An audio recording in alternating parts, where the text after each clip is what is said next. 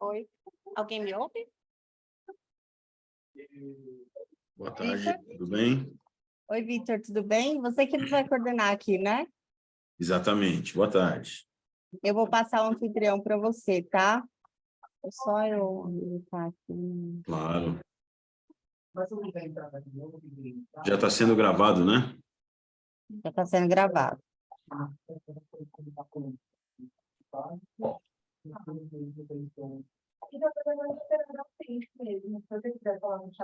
Você já é o anfitrião agora da sala. Ok. Aí só aquelas questões, né? Você pode ir chamando as pessoas para irem se apresentando e passar a lista de presença aqui depois para as pessoas assinar, tá bom? Tá ótimo, então. Muito obrigado. Qualquer coisa, você chama a gente lá no grupo. Obrigada a você. Até logo. Tchau, tchau.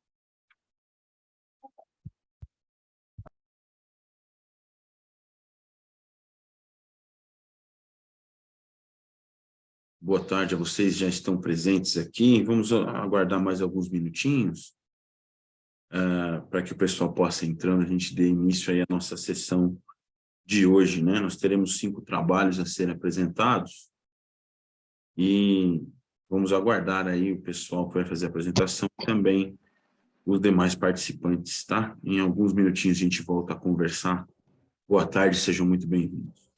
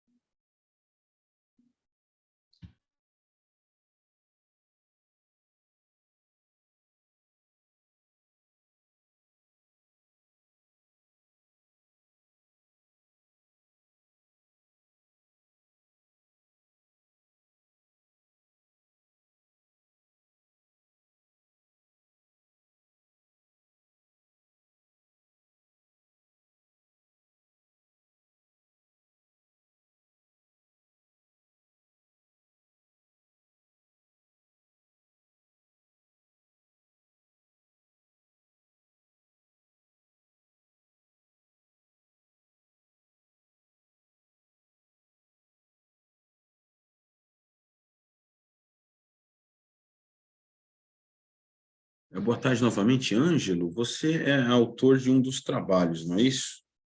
Está Sim, registrado aqui comigo como número 3, não é? Ideias para reciclar materiais e simulação realística. isso, Vitor. Ótimo, vou deixar registrado já aqui. Você já está aqui presente. Temos a Ana Carolina, você também é autora, Ana? Ela nos ouve.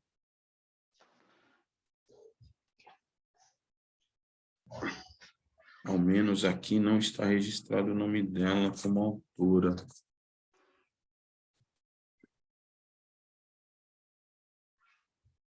Ela estava comigo até pouco agora. Vou mandar uma mensagem para ela lá. Ah, tá bom. Vamos aguardar mais um pouquinho, mas acho que o pessoal Ok. está em cima da hora mesmo, né? Não, tranquilo. O Mário está aqui como terceiro, mas caso não tenhamos os primeiros, a gente pode alterar a hora, sim, a ordem aqui sem Ah, tá problema. ok.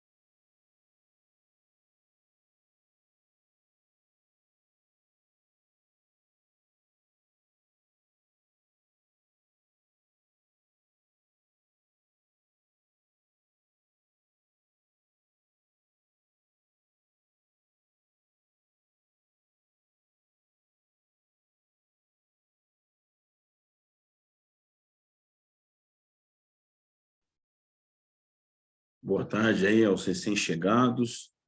Eu imagino que eu vou dar mais uns 2 minutos, né? Boa tarde, meu nome é Vitor, eu vou estar coordenando a sessão aqui com vocês nessa sala 9.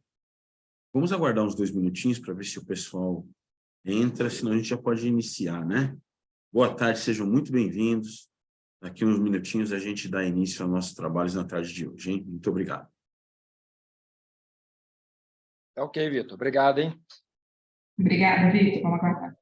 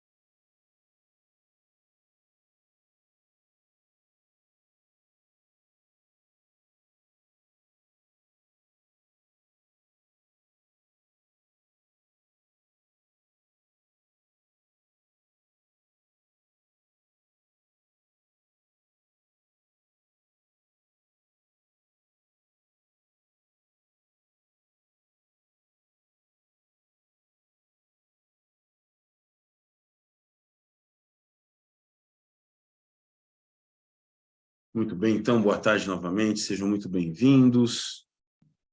Vamos dar início, então, aqui à nossa sessão de hoje. Nós estamos na sala 9, né? Esse é o 9º Fórum do STEM Brasil.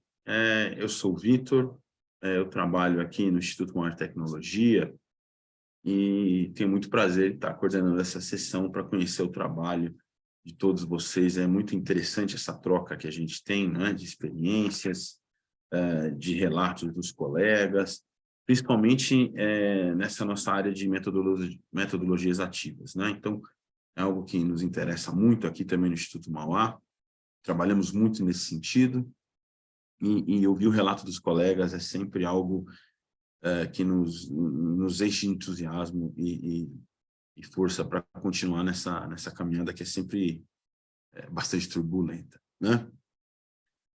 Nós estamos aqui com uma apresentação hoje com 5 trabalhos, né? Nós temos 15 minutos para cada uma das apresentações e 5 minutos reservados para os questionamentos dos colegas, tá? Os exames que eu não levei da outra médica, que é a dessometria óssea, nessas coisas, endocrinologista pede. Perdão, eu peço aos participantes, por gentileza, né, que fechem o microfone para que os trabalhos possam seguir de maneira mais adequada. A Renata está presente, do trabalho número 1, metodologias ativas de aprendizagem em cursos de medicina. Estou sim, só compartilhar aqui a tela. Fique à vontade, estamos ansiosos para conhecer seu trabalho. Obrigada.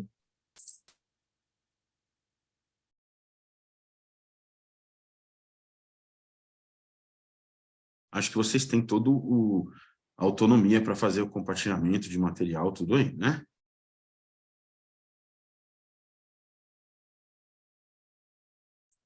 Então, aqui não tem ícone de compartilhamento, gente, não tem problema. Geralmente na parte de baixo, eu vejo... Mas aqui o meu tá assim, ó, tá multi, né, que é o áudio, da tela, aí tem participantes, chat, até, agora apareceu. Aparece, né? Ele é meio teimoso. Tem aqui. Deixa eu ver, cadê isso? Isso. Eu vou desligar aqui o meu vídeo até para a questão dos dados, tá? Tá dando para ver, gente? Perfeito. Pode iniciar, Renata. Ok, peraí, gente. Vocês estão conseguindo visualizar a tela cheia ou não? Perfeitamente. Se eu mudar aqui, aparece? Aparece. Então tá, então vamos lá. Eu vejo aqui na minha tela aquele modo onde nós temos as miniaturas à esquerda e o slide De maior. apresentação, não, né? Não está no modo de apresentação. Agora, Estamos naquela tela preta ao lado da apresentação. Eu acho que tem que trocar. peraí, gente, um minuto. Geralmente é no exibir configurações ali. E aí tem um botãozinho chamado alternar. Logo ali no menu superior. Eu estou vendo tranquilo aqui. Tá ok, gente? Eu estou vendo. Vemos, só não está no modo Só não está em tela apresentação. cheia. Se você precisar da apresentação em tela cheia, Renata, vá no exibir configurações, isso aí mesmo. E tem aí alternar. Aí você clica nesse daí, provavelmente Deu? funciona. Deu. Deu. Agora sim. Beleza. É que eu tô com duas telas, gente. Desculpa aí. Sempre acontece isso quando a gente está com duas. Então, pessoal, boa tarde. Meu nome é Renata. Meu trabalho é Metodologias Ativas de Aprendizagem em Curso de Medicina, um estudo de representações sociais de docentes. Esse trabalho ele é fruto de uma pesquisa, uma tese, né, de doutorado. Então, eu publiquei essa tese, finalizei minha tese no ano de 2021 e acabei que eu não dei sequência assim, com a produção fiz um encaminhamento de um artigo e depois eu não publiquei a tese em formato de livro, que eu vou fazer agora esse ano, que já está em processo também de elaboração, tá? Esse trabalho ele é fruto de uma pesquisa que foi realizada em duas instituições, na cidade de Montes Claros, uma instituição de ensino superior estadual, a Universidade Estadual de Montes Claros, e no Centro Universitário Pipimoto.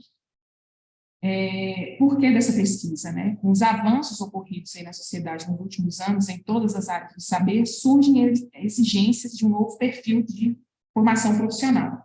Assim, as novas proposições de diretrizes curriculares nacionais evidenciaram também a necessidade de rever as estratégias de ensino nas instituições de formação superior e especialmente nas áreas da saúde. Esse contexto histórico de falência do ensino médico, ele foi constatado a partir de um diagnóstico realizado por várias instituições do Brasil e do mundo, e esse diagnóstico ele foi apresentado no SINAEM no ano de 1997, e assim também na 8ª Conferência Mundial de Educação Médica, em Edimburgo, em 1998.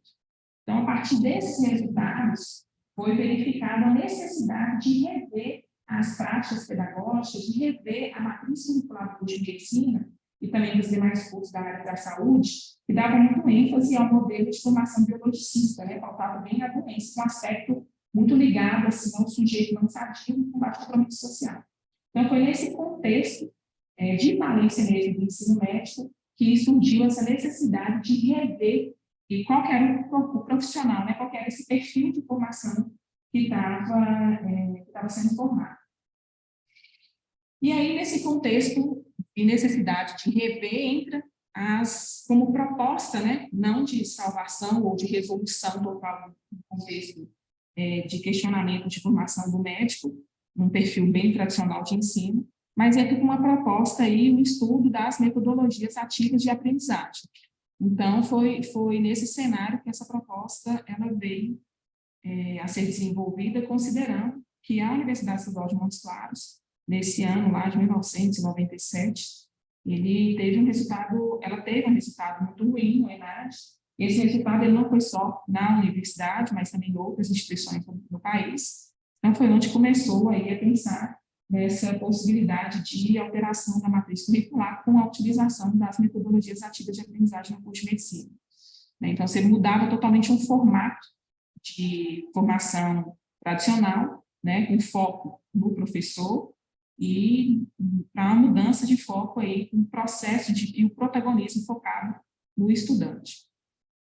O objeto da pesquisa foram as metodologias ativas de aprendizagem. O problema apresentado foram quais são as representações sociais que estão sendo construídas pelos docentes do curso de medicina na cidade de Montes Claros, sobre as implicações da utilização de metodologia de atividade na formação do aluno.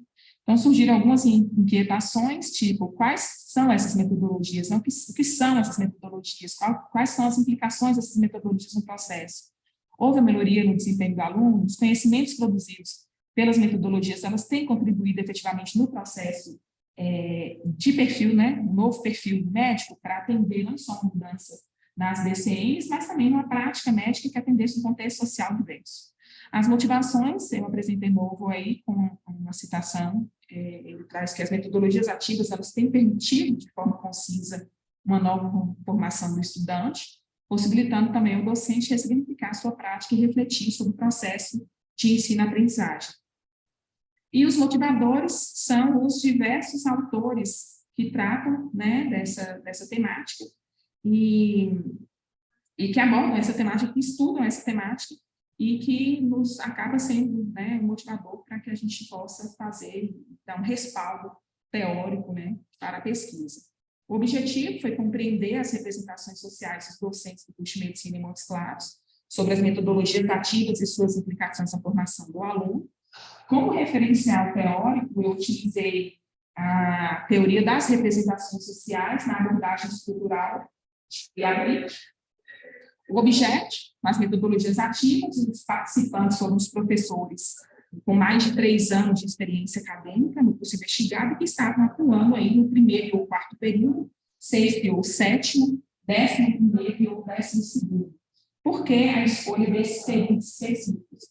Porque foram 58 professores. Por que esses períodos? Porque esses períodos são períodos de entrada, são períodos do meio do curso e são períodos de finais, né, no final do curso. E assim a gente conseguiria visualizar, né, toda a mudança ocorrida em cada período. Os instrumentos e técnicas de pesquisa utilizados foi um questionário em questões abertas e fechadas. As questões abertas foram tratadas pela TAL, que é a técnica de associação livre de palavras. O grupo focal, usei também o Evoque Piramutec, eu vou falar um pouco mais na frente. Utilizei também um grupo focal e uma pesquisa follow-up, que é uma pesquisa de acompanhamento, né? Então, foi feito aí através de uma abordagem quantitativa, uma abordagem mista, né? Falando um pouquinho aí da teoria das representações sociais, essa teoria é uma teoria aparentemente nova, né? Ela é uma teoria que ela traz um respaldo aí, uma busca no campo da psicologia. E essa teoria, ela é uma teoria que é apresentada por Moscovici e é uma teoria que traz essa questão da identidade, né? De entender a representação. Então, essas representações sociais, elas são entidades quase tangíveis, elas circulam, elas se cruzam, elas se cristalizam continuamente através da fala, do gesto, do encontro com o universo cotidiano. E a maioria das relações sociais efetuadas, objetos produzidos e consumidos, comunicações trocadas, elas estão impregnadas de representações. Como sabemos, elas correspondem, por um lado, à substância simbólica que entra na elaboração e, por outro lado, a prática que produz tal substância como ciência e ou os mitos que correspondem a uma prática científica ou mista. Então, quando a gente fala um pouco das representações sociais, a gente traz essa ideia de ser democracia, de poder, e vem reafirmar essa questão do próprio conceito, né, do estudo, que também tem um viés, busca um viés formativo no início do século XX, e que traz essa ideia de que a representação ela constitui essa forma de integração social que ela é construída pelo homem, e que ela vem, de certa forma, manter aí uma coesão de um grupo e as suas proposições comuns. Então, elas são impretas por meio de normas, de discursos, de imagens, de instituições, de ritos, o qual constrói uma realidade. Então, nós podemos falar que, digamos assim, uma realidade meio que paralela a esses objetos, né?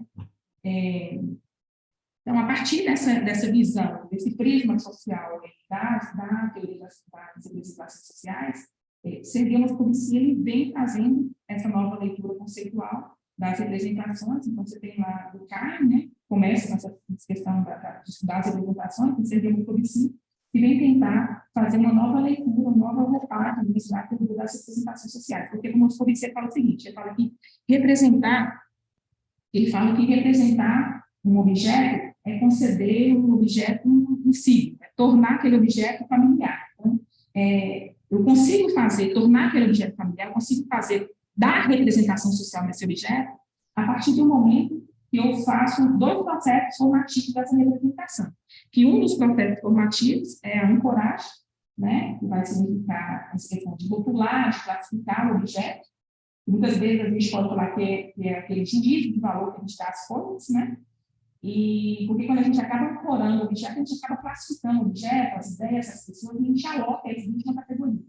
Né? A gente procura, de certa forma, um lugar para enquadrar aquilo que não é familiar. E já a objetivação, ela pode ser compreendida como uma transformação do que é abstrato em algo que é físico. Né? Então, traduzindo algo que está no pensamento que ele existe na natureza, ou seja, assim, objetivar vai significar descobrir um aspecto meio que icônico assim, de uma ideia, ou fazer um equilíbrio mesmo do conceito com a imagem. Então, a teoria das representações sociais, ela é mais complexa, mas, assim, pelo tempo que a gente tem de apresentação, ela é mais ou menos isso, essa questão mesmo de identificar e de representar e de classificar o objeto dentro das concepções de cada um.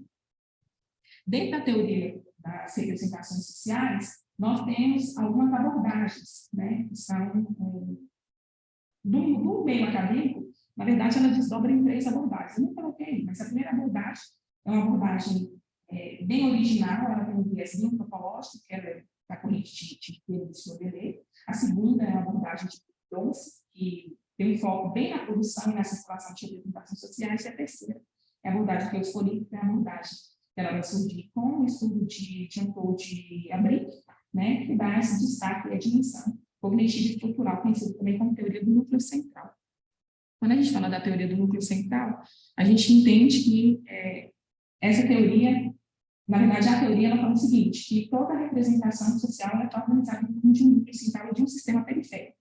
Então, o núcleo central está relacionado à memória coletiva, à apresentação do significado de uma coisa, à consistência, à permanência, e ela é bem estável, ela é mais resistente a mudanças, né? Então, ele traz no seu corpo estruturante elementos estáticos, mas alguma coisa, mas no mesmo momento traz alguns elementos que são permanentes da representação social, tipo de natureza normativa, tipo valores, normas no meio ou de um grupo social, e também funcional, que está ligada à natureza, né, do objeto representado. Já o sistema periférico, ela cuida meio da atualização, da contextualização daquela coisa que está sendo representada. É como se fosse, a gente fala no estudo das representações sociais, é como se fosse um para-choque entre a realidade e um núcleo central que ele não muda facilmente. Então, nesse contexto dessa teoria do núcleo central, essa representação social, ela vai constituir como um conjunto bem estruturado de informações, de opiniões, de crenças, até mesmo de atitudes, que tem a composição dos 2 subsistemas, o núcleo central e o núcleo periférico. Então,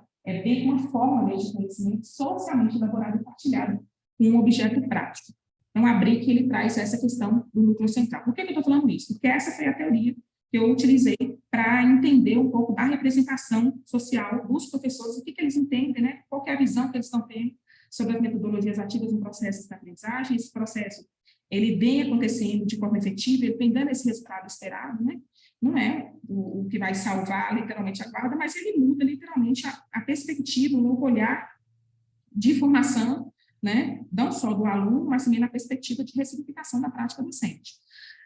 Além do respaldo dessa teoria das representações sociais servindo por si, eu utilizei também autores que publicam sobre metodologias ativas de aprendizagem, né? Utilizei os PPCs dos 2 cursos, os cursos de medicina, tanto na Universidade Estadual de Montes Claros como no Centro Universitário no FIPMOC, e contei com a análise do conteúdo de Bardan. Contei com o auxílio dos 2 softwares, né, o Evoque e o Iramutec, que foram essenciais também para a pesquisa. Então, assim, andando um pouquinho aqui mais rápido com pouco tempo, como eu falei, né, utilizei um questionário, utilizei um grupo focal e utilizei a pesquisa follow-up. Esses foram os instrumentos utilizados. No questionário, eu dei um enfoque ao perfil sociodemográfico, conhecer, né, do professor, trouxe um questionamento sobre aprendizagem baseada em problemas, trouxe também um questionamento sobre o projeto pedagógico do curso de medicina. Com essas respostas abertas, eu consegui fazer uma técnica de associação livre de palavras, fazendo a nuvem de palavras, com palavras mais recorrentes, e também um item de identificação de fragilidades e de dificuldades. Quando eu falo do perfil sociodemográfico, a maioria dos professores das duas instituições pesquisadas prevaleceu 56% de idade de 36 a 55 anos, sexo feminino, a maioria medicina, com formação mestres, a maioria mestres e doutores, tá? 79% exerciam outras atividades, além da docência, né? Ou seja, eram médicos mesmo, de consultório, outros exerciam somente a docência, além de serem médicos, formação médica, mas exerciam somente a docência, não trabalhavam em consultório ou clínica. A maioria possuía experiência de mais de 6 anos, né, de 6 a 10 anos na medicina, na docência. A opção pela docência ela se deu principalmente pelo gosto de ser professor, pela realização profissional, e a maioria repetia a escolha. Então, nós percebemos que a formação, a opção pela docência, a titulação, o tempo de experiência profissional e o que significa ser professor no ensino superior nos dias de hoje, ancoraram em sentimentos favoráveis à construção de uma representação positiva e que podem auxiliar, sim, nas aprendizagens dos alunos. Quanto à aprendizagem baseada em problemas, com relação à adoção do PBL no curso, porque as metodologias ativas utilizadas, as duas instituições utilizaram a aprendizagem baseada em problema, né, como metodologia ativa escolhida. Só que uma das instituições, além do PBL, além do currículo não focar somente no PBL, ele focava também em outras metodologias ativas, tipo o PBL, utilizava o Pinstruct, utilizava outras metodologias. O que ficou evidente quando eu trouxe essa questão da representação social, quando eu trouxe essa questão da aprendizagem baseada em problemas, né? Quando ele leciona. Tem alguma só para te posicionar, desculpa, o tempo já se foi, vamos usar os 5 minutos de discussão para você terminar a sua apresentação. Tá, então tá rapidinho, gente. O que percebeu? Percebeu que com a sensibilização há uma sensibilização pela necessidade, sim, de se ter um novo perfil de formação médica. Utilizei aí a TALP, né, a técnica de associação de palavras. Então, esse gráfico, essa análise, ela possibilitou compreender que, de forma positiva, quanto às implicações do formato do futuro médico, né, visto que eles estimulam, as metodologias ativas, elas estimulam diferentes estilos de aprendizagem, porém, quanto à formação humanista, há uma possibilidade das representações sociais serem negativas. Foram mapeadas as fragilidades e dificuldades dos professores, então eles fizeram esse levantamento dessa questão das fragilidades. Essas fragilidades, elas foram identificadas, e a partir do momento que elas foram identificadas, elas possibilitaram também a propositura de projeto de intervenção. Com o grupo focal, foi verificado que os professores, eles apresentavam fragilidades e dificuldades também quanto à metodologia ativa, mas ainda visualizavam a questão do retrocesso dos métodos antigos, né, o que sugere a necessidade de uma constante formação docente. Por quê? Porque a maioria dos professores eram professores que tinham formação na metodologia tradicional. E a pesquisa follow-up foi uma pesquisa de acompanhamento. Essa pesquisa, ela possibilitou entender aí o que eles pensavam, né, o que eles egressos pensavam, se a metodologia ela teve uma implicação na formação deles. E o que nós conseguimos compreender foi que, embora reconheçamos que muito ainda há de se investigar com relação a essa temática, nós podemos dizer que, no tempo permitido para a realização dessa pesquisa, nós conseguimos compreender que as representações sociais que estão sendo construídas pelos professores do curso de Medicina de Montes Claros sobre a implicação das metodologias ativas na formação do aluno, elas possibilitam, sim, ainda sugestões e encaminhamentos para auxiliar no desenvolvimento profissional do professor do curso de medicina, e nós podemos entender também que essas representações sociais, elas denotam implicações positivas na aprendizagem do aluno, com uma metodologia que estimula, sim, a autonomia, a partir da resolução de problemas, que conduz à reflexão, e ainda é preciso investir muito na capacitação e comprometimento docente, no protagonismo do estudante, no abandono de posturas tradicionais e de uma ambientação do estudante na metodologia. Então, assim, foi uma pesquisa de doutorado, né? Não dá para explicar detalhes, assim, em 15 minutos, mas a pesquisa, ela me deu subsídios para fazer intervenções, porque onde eu fiz a pesquisa, né, no momento que eu fiz a pesquisa, eu estava como professora e hoje eu estou na pró-reitoria de ensino da instituição, então isso aqui me possibilitou uma ajuda muito grande para a gente ir em cima dos pontos que foram levantados para melhorar o processo de aprendizagem do nosso aluno. Eu agradeço. Obrigada. Nós é que agradecemos. Aos demais colegas participantes, algum questionamento aí para a Renata, frente ao trabalho realizado, e excelente trabalho, né? Uma tese de doutorado bem recheada aí com reflexões e conclusões, né? Alguma pergunta, pessoal?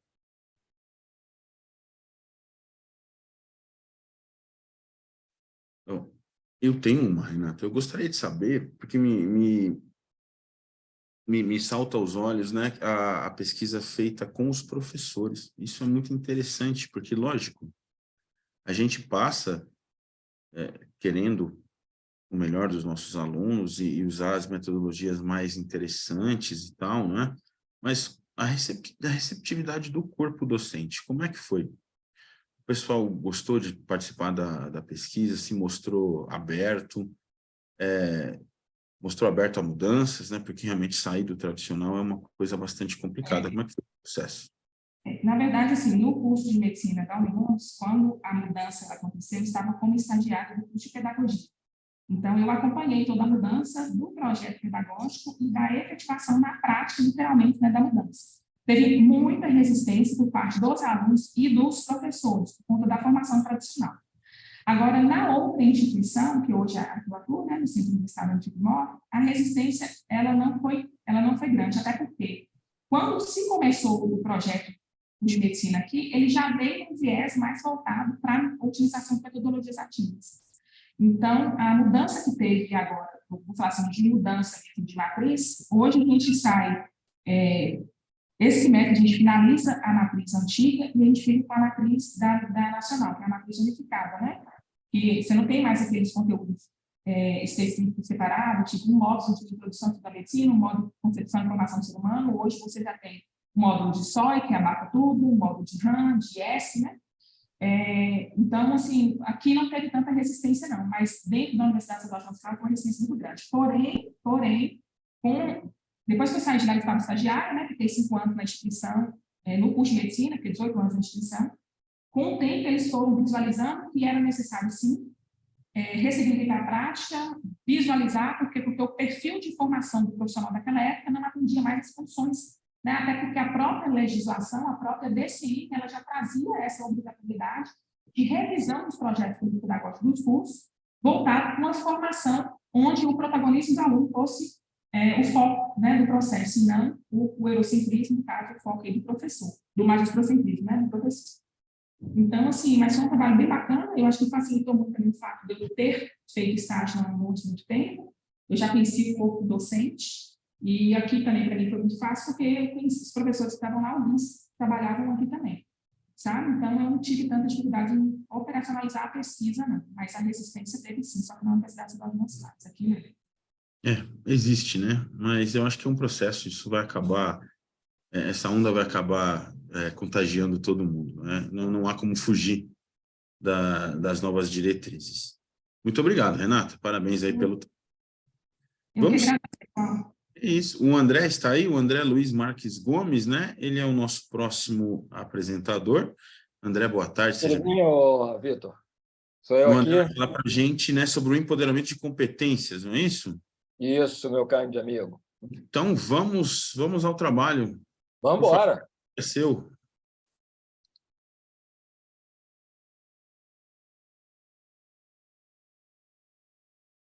Conseguimos visualizar? Tudo perfeito, André. Perfeito, por favor. Tá.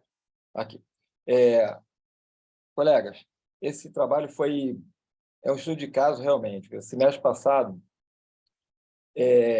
motivado aí pelas várias práticas, várias metodologias que a gente vem trabalhando, vem sendo desenvolvido na instituição, eu procurei criar um método próprio, né? Unindo 3 metodologias, 3 conceitos distintos, para aumentar a velocidade de conhecimento, a velocidade de empoderamento dos alunos, né? Então, quando você olha o empoderamento, ela é uma ferramenta para o protagonismo, ela é uma ferramenta para desenvolver as capacidades dele. Essa é a identidade. Então, usar as metodologias para aumentar o desejo de estar em sala, o desejo de estar em aula o desejo de se conectar, o desejo de trabalhar projetos.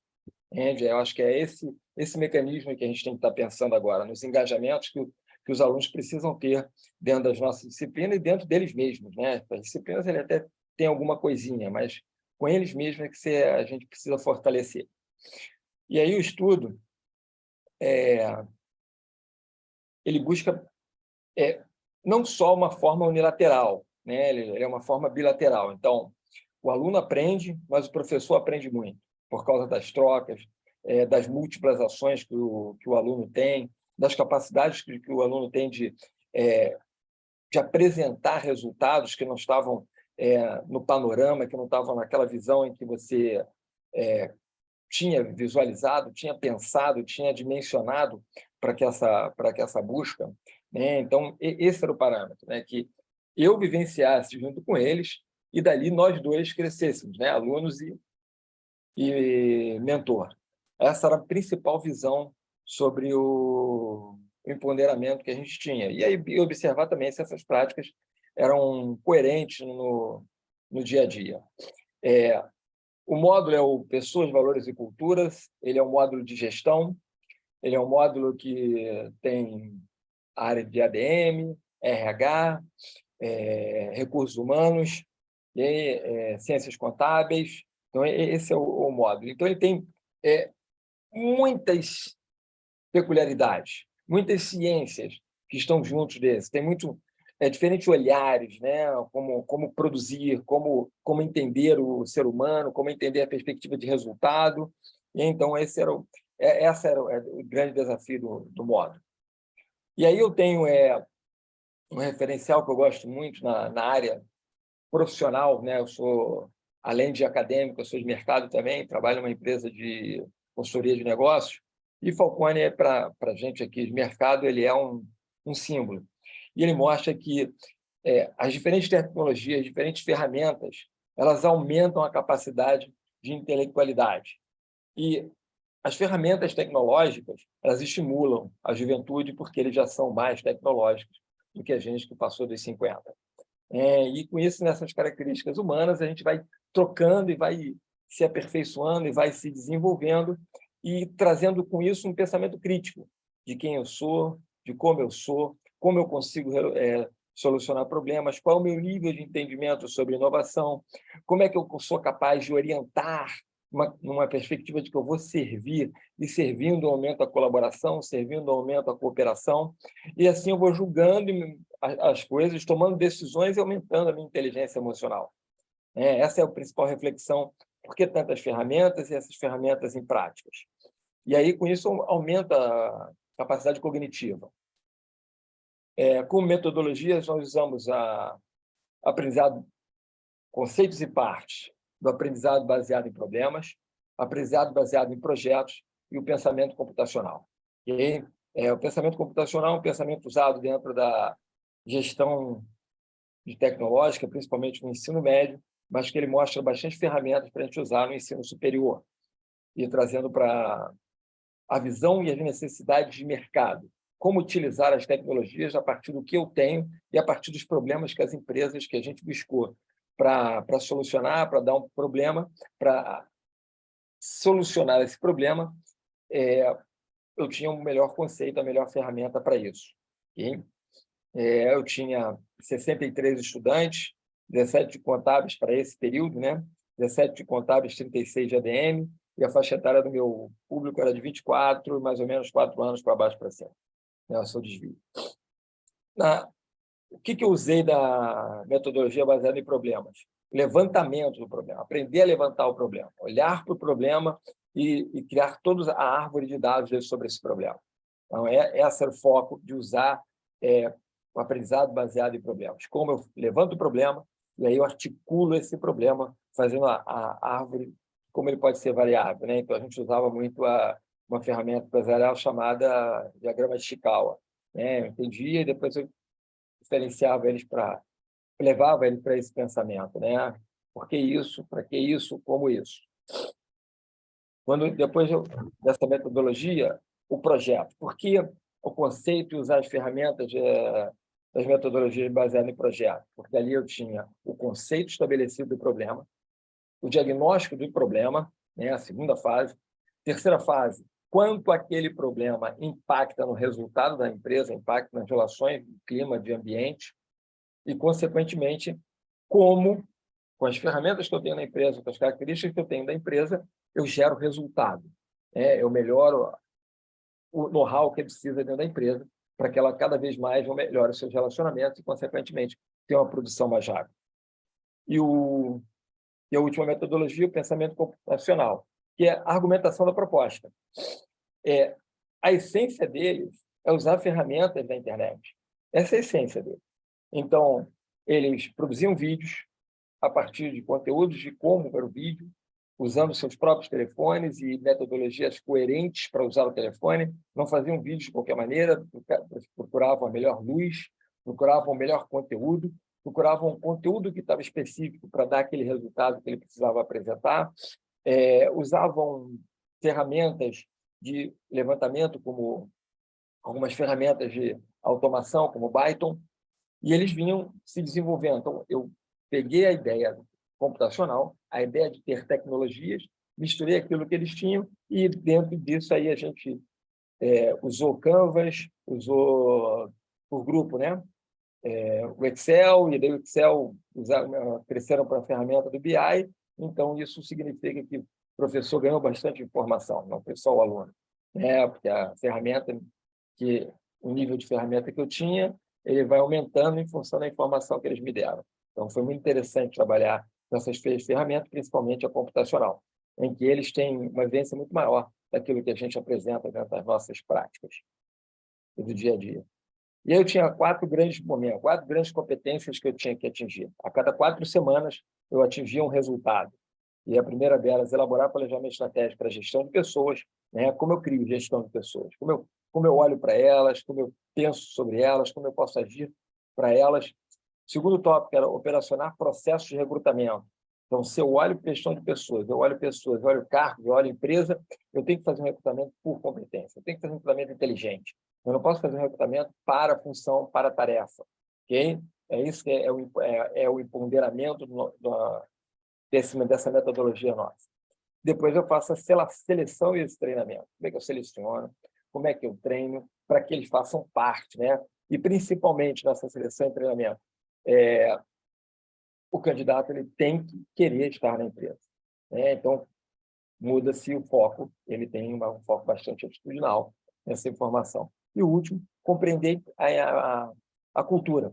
Dentro das estratégias que eles criaram, o que eles mudaram na cultura? Como é que a cultura mudou? O que melhorou dentro do dia a dia da empresa? O que melhorou nas relações? O que melhorou nos liderados para chegar aos resultados, para chegar às suas competências e assim sucessivamente. Tá? 4 semanas, como eu falei. Todas as semanas, os estudantes estavam em seus respectivos grupos. Nós dividimos em pequenos grupos, né? Então, eu tinha 63 alunos, eu tinha, em média, 6 a 7 alunos por grupo. Claro que eu tinha um grupo com 5, um grupo com 7, eu permitia essa diferença, não queria uma unidade, eu queria, sim, uma interação, porque também eles selecionaram entre eles e ali eles já aplicavam o que viviam dentro da empresa. E aí eles tinham que ferramentas? Eles tinham as ferramentas de trazer a informação para, sim, avaliar e saber o que julgar. Então, o julgamento é um ato difícil, porque ele se baseia em dados. Ele não se baseia em uma história, não se baseia no ato conceitual. Eu precisava ter aquelas informações, dados precisos para poder fazer um julgamento e, assim, propor algum tipo de intervenção. Tá? Todas as semanas eles tinham isso, todas as 4, no final de 4 semanas, e julgavam um novo propósito, dentro das instituições a qual eles traziam os problemas.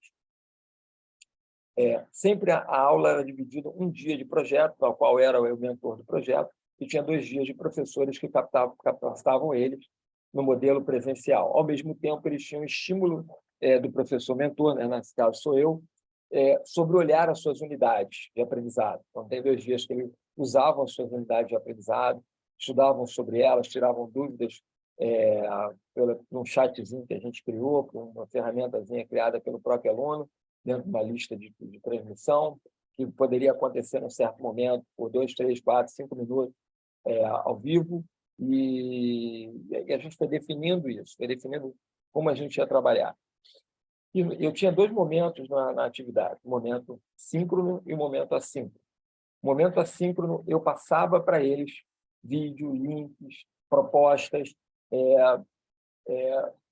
discutia com eles se aquilo era realmente um dado importante ou se não tinha mais, e ali discutíamos sobre isso, e aí eles estudavam nas aulas presenciais, no movimento simples, a gente tirava as dúvidas, colocava em prática como eles já viram para a solução desses problemas, como eles permeavam esse problema, o que eles tinham de conceito, o que eles tinham de identidade, o que eles tinham, o que eles poderiam levar em função disso. Os grupos, eles sempre se separavam, ficavam em módulo circular, e esse módulo circular permitia com que eles já tivessem uma facilidade, né? Então, era sempre alguém no centro, apresentando e falando, e o professor ficava com eles sentado na mesa, e no centro havia o debate. Então, sempre os alunos tinham que estar no centro para apresentar o seu caso, para fazer o seu momento de discussão. As lideranças dividiam quem fazia a gestão do tempo, quem fazia a gestão do conteúdo. As lideranças do grupo variavam em função da habilidade, em função da competência. Então, ela era bem dinâmica em quem era quem, em que momento isso estava. Não era algo pré-determinado, era algo que eles tinham que entregar resultados. E tinha grupo que ficava com o líder o tempo todo, tinha grupo que teve problema de não fazer, normal. E aí, nada fora do script. Mas o que tinha que legal é que todos faziam no dia assíncrono. E todos participavam, porque tinha esse controle no dia assíncrono. Ouviam o momento daqueles 5 minutos de discussão ou depois no movimento gravado. 4 semanas, relatório, todos eles tinham... O que eles apresentavam? O que eles entregavam ao final das 4 semanas que eles avaliavam, recrutavam informações, determinavam dados e julgavam para criar uma solução ao problema. A cada 4 semanas, eles apresentavam um relatório dizendo como é que é a solução. Essa solução tinha um passo a passo. Essa solução não era apenas ideias. A estratégia começava: precisamos rever que tipo de tarefa temos no cargo de vendedor. Então, eles propunham como rever isso, por que reviam isso, e davam um passo a passo para isso. Eles faziam essa solução escrita, e a solução eles apresentavam também em forma de vídeo. Eles gravavam um pitchzinho de 2, eu permitia para eles chegar a 2,5, 2,20, sobre por que eles solucionaram e como é que seria esse passo a passo, como entrega de resultado para aquela empresa que a gente estava desenvolvendo. E aí, o que eu tenho de bom com isso? Eu sei que é muito qualitativo, né? Então, quando você diz sobre o resultado da discussão, eu preciso de mais dados. Eu preciso realmente elaborar como quantificar a visualização das competências. Com essa turma desse semestre, nós estamos visualizando isso e criando pontos para fazer liderança, para fazer engajamento, para fazer cooperação, para que a gente apresente dados também quantitativos. E os dados apresentados, eles são qualitativos. Por que eles são qualitativos? Porque eu digo que teve uma grande expressão no saber fazer, teve uma grande expressão no querer fazer, teve uma quantidade muito grande de trabalhos muito bem feitos. As soluções eram implementadas pelas empresas na qual nós colocamos à prática. As empresas não rejeitavam, tivemos muito poucas rejeições, principalmente quando nós falamos sobre cargo, tarefa e seleção. Isso impactou na cultura. Vemos essa visualização, essa boa resposta.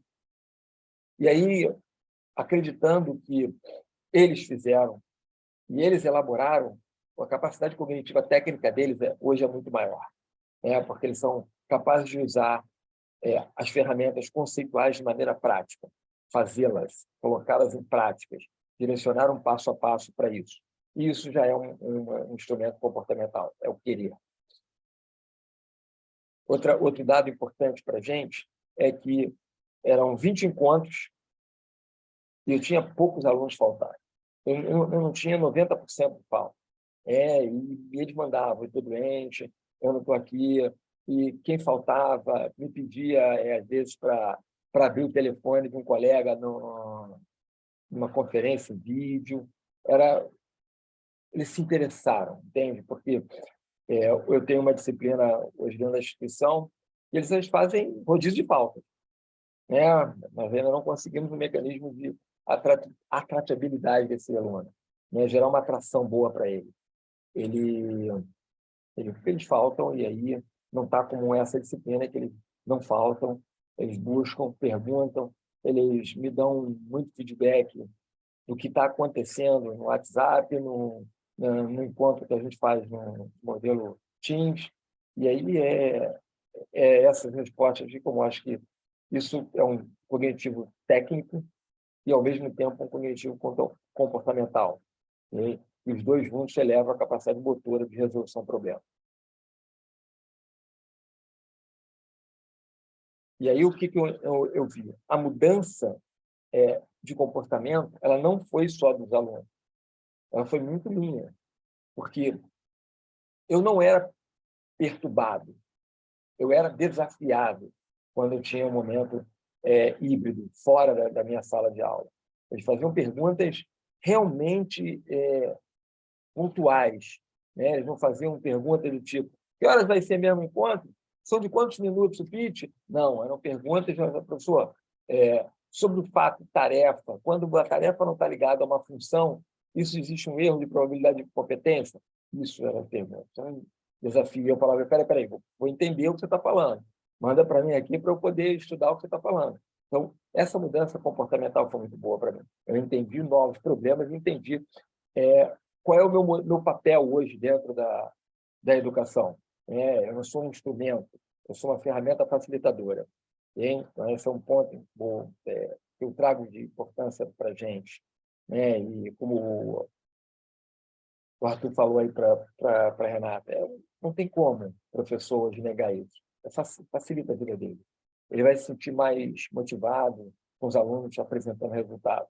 Se ele for para o quadro tradicional, os alunos não respondem bem mais a isso.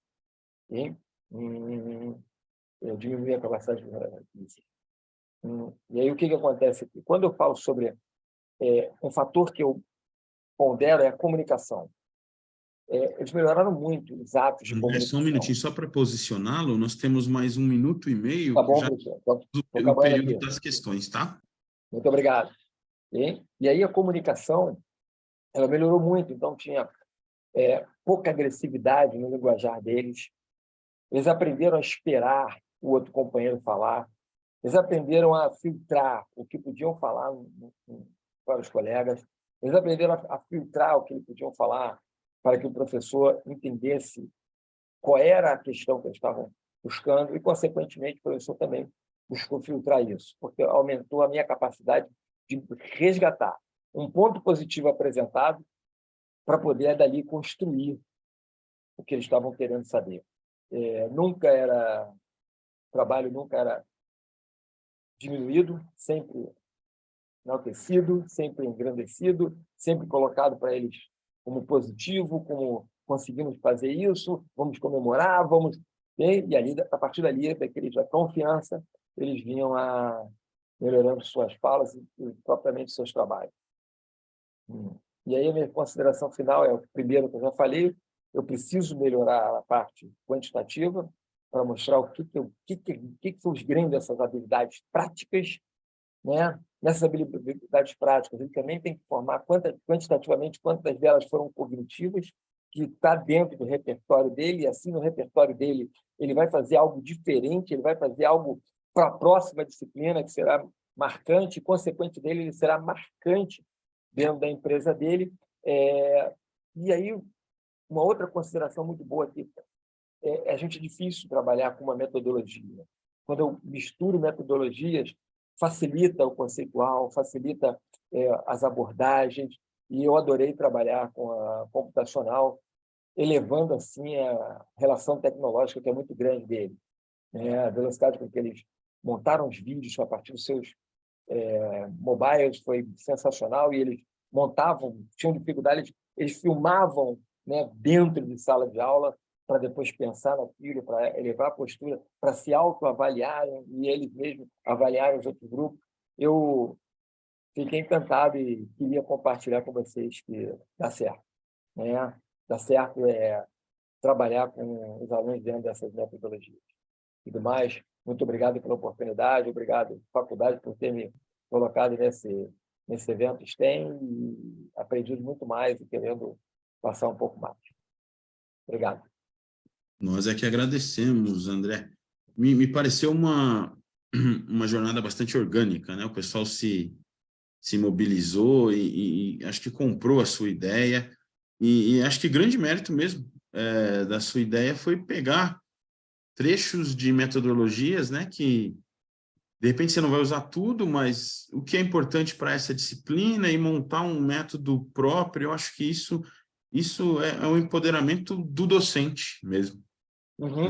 É o momento onde a gente consegue descobrir o que é melhor para a nossa prática e quando isso consegue realmente atingir o aluno, é algo que nos deixa assim... Emocionado. Poxa, emocionados, cumprimos o nosso dever e é isso mesmo. Os colegas têm alguma pergunta? Obrigado, Vitor. Muito obrigado. Que é isso, nós agradecemos. Então, Ângelo, está presente? Podemos passar para o terceiro trabalho? Estou aqui, sim. Opa, boa tarde. Vamos falar sobre as ideias para reciclar materiais em simulação realística. Estou aqui. Custos e preservando o meio ambiente. Ângelo, o palco é seu, você tem 15 minutos. Boa tarde. Certinho. Boa tarde. Obrigado aí pela atenção. Vou colocar o cronômetro aqui do lado para não perder o tempo. Você pode compartilhar aí para mim a tela? Aqui. Você consegue ver o botãozinho aí, Ângelo? Acho que Apareceu foi, né? aí? Isso, apareceu. Nós estamos no modo normal, ainda não está no modo apresentação. Vou colocar aqui. Está um pouquinho lento. Apareceu aí, modo apresentação? Continuamos no... Ainda não. Ainda não. Depende se você está usando duas telas, tem algumas coisas mais complicadinhas. Eu já coloquei em tela cheia, não apareceu para vocês, não? Para nós, não. Então, onde é que eu vou ter que... O Ângelo, descompartilha e compartilha de novo. Aí, na hora que você for compartilhar, escolhe... Deixa eu ver como é que vai aparecer aqui. Escolhe Descompartilhei. screen. Vou colocar aqui de novo. Isso. Share screen. Isso, Ok. acho que é essa mesmo. Aqui, ok. Apareceu aí? Está carregando. Está chegando para a gente. Deixa eu ver, põe para compartilhar. Eu estou vendo a Tá do mesmo jeito. mesma forma. A gente pode seguir dessa maneira, não vejo problema nenhum. Você que fique à vontade. Eu coloquei no modo tela cheia e... Vou colocar de novo. Apareceu tela cheia aí para vocês? Não. Quando você for compartilhar, você vai ver a opção do PowerPoint normal e da tela cheia. Aí você vai na tela cheia. Vê como é que aparece para você. Deixa eu colocar aqui.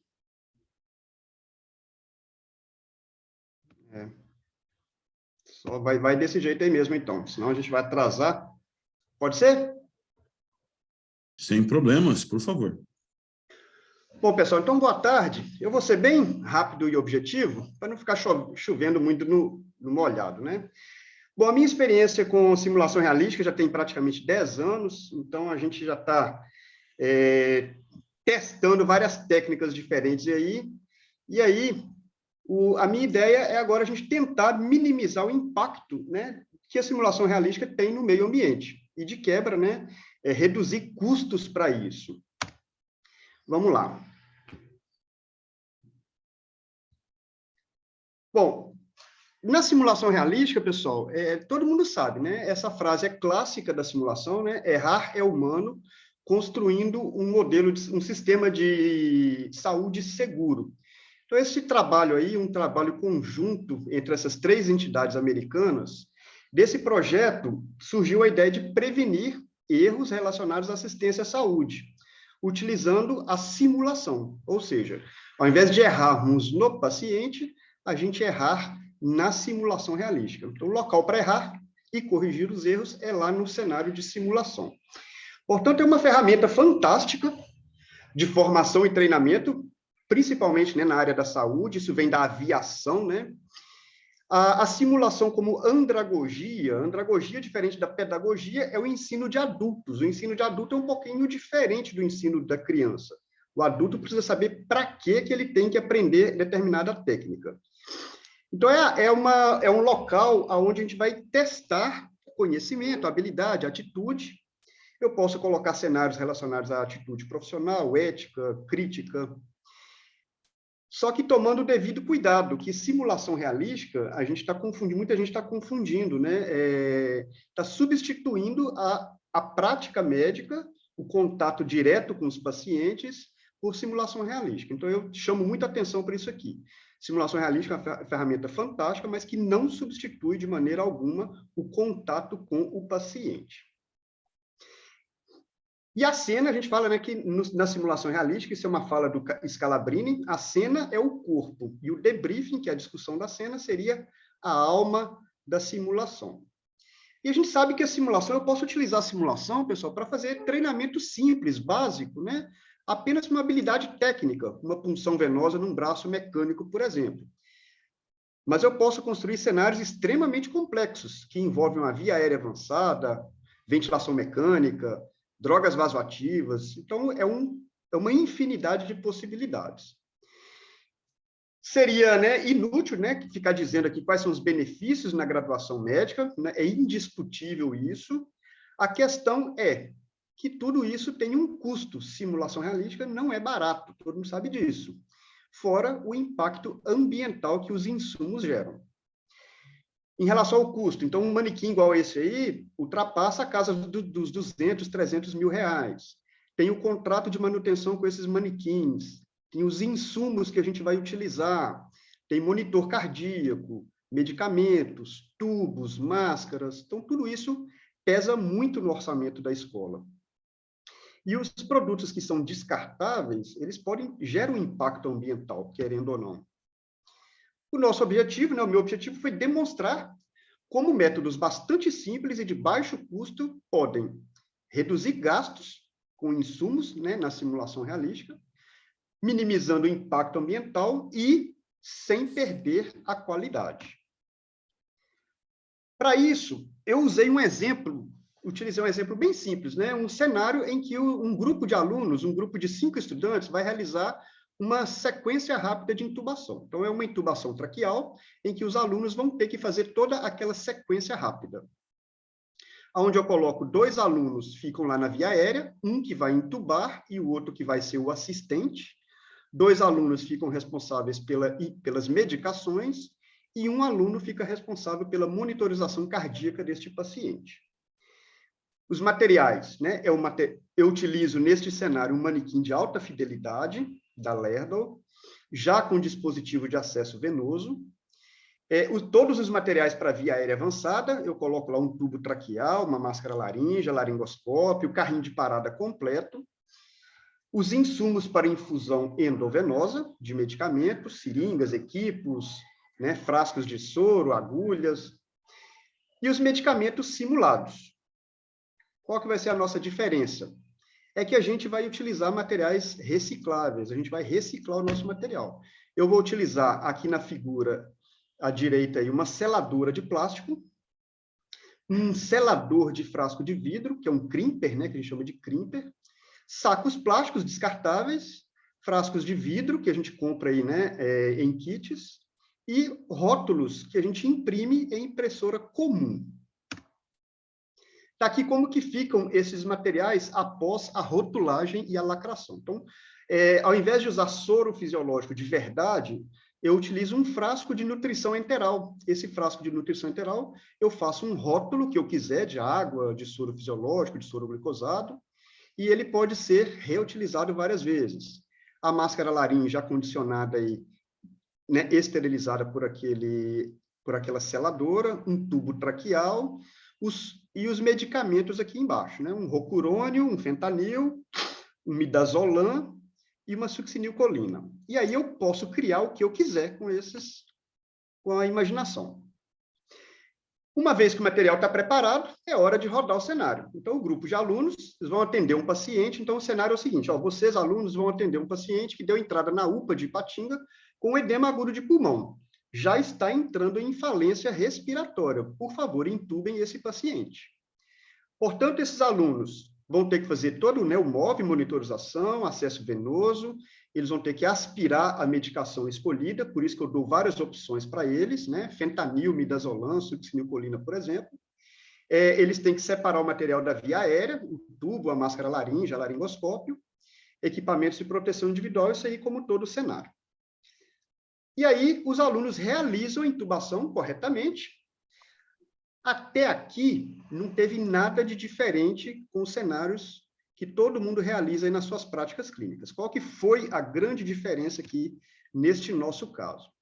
O nosso soro é um recipiente utilizado, é um frasco de dieta enteral. Eu posso utilizá-lo dezenas, centenas de vezes, desde que o aluno não fure ele com a agulha, tá, pessoal? O tubo traqueal, depois que usado, eu posso relacrar este tubo. Qual que foi o custo disso? Uma embalagem de plástico. Atualmente, eu já estou utilizando já as embalagens do tipo Ziploc, que reduz ainda mais o impacto ambiental. As seringas, da mesma forma. Os medicamentos, aqueles frascos de vidro, é só eu encher de novo, com água, utilizando para isso uma agulha e uma seringa. Com o tempo, eu vou ter que trocar aquela borracha, né, que fica danificada. Simples, é só ter a habilidade técnica de mexer com aquele crimper. E até mesmo o soro que eu utilizei, o equipo, pode ser relacrado. Portanto, nesse cenário, pessoal, o único material descartável que eu vou utilizar serão as agulhas. Não tem como reaproveitar a agulha. E aí a discussão é essa aí. A simulação realística ela veio para ficar. Cenários. Existem infinitas possibilidades, né, de baixa, média, alta complexidade, depende da minha imaginação. E quanto mais eu aumento a complexidade, mais eu aumento o custo. E aí, se todo esse material utilizado for descartável, pessoal, o gasto vai ser muito grande e o impacto ambiental também. Para esse cenário aí, um grupo de 60 alunos, como são 5 alunos, eu vou repetir na mesma turma 15 vezes. Então, o lixo gerado é muito grande, fora o custo. Portanto, quando eu reciclo esse material que não precisa ser descartado, eu acabo fazendo com que o meu laboratório passe a ser mais sustentável. Só para ter uma ideia do custo disso aí para a gente, né? Esse material é meu, tá? Eu comprei uma seladora lá no AliExpress, custou R$150, um selador de frasco de vidros, né? Aqui no Brasil, com nota fiscal, R$600. Frascos de vidro, a gente compra em kits, né, com 100 frascos, a mesma coisa para as embalagens do tubo, a gente compra kit aí até mesmo em supermercado. O custo é muito baixo. Agora, tem algumas limitações, né? A principal limitação que a gente encontra aqui no nosso laboratório é o tempo para preparar tudo isso. Então, tem que criar os rótulos no PowerPoint, tem que imprimir, tem que colar na embalagem e tem que lacrar. Então, tem um tempo que o funcionário vai utilizar para fazer todo esse processo. E ainda, a gente está utilizando algumas embalagens plásticas que acabarão no lixo. Agora, a gente já está testando as embalagens do tipo Ziploc, que, inclusive, eu deixo de jogar esses plásticos no lixo. E a gente já está começando aqui a bolar um projeto futuro, vai ser um TCC de um grupo de alunos aí, eles vão quantificar qual foi a economia dos materiais. Eu vou separar em 2 grupos. Um grupo vai utilizar a simulação com material totalmente descartável e um outro grupo vai utilizar a simulação com material reciclável. A gente vai quantificar qual é o custo disso, quanto que gerou de economia para a faculdade no final de um semestre.